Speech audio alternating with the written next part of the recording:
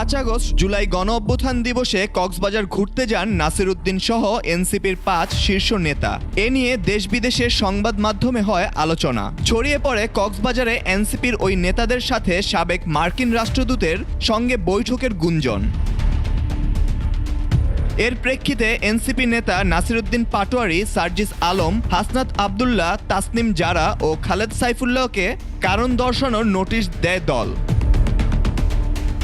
বৃহস্পতিবার শোকজ নোটিশের জবাব নিয়ে নিজের ভেরিফাইড ফেসবুকে জাতীয় নাগরিক পার্টির মুখ্য সমন্বয়ক নাসির উদ্দিন পাটোয়ারি লেখেন, 5 আগস্ট তাদের কোনো পূর্বনির্ধারিত রাষ্ট্রীয় বা সাংগঠনিক কর্মসূচি ছিল না।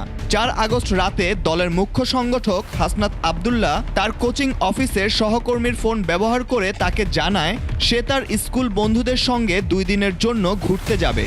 নাসির উদ্দিন পাটোয়ারি দাবি করেন তিনি বিষয়টি আহ্বায়ককে জানাতে বলেন।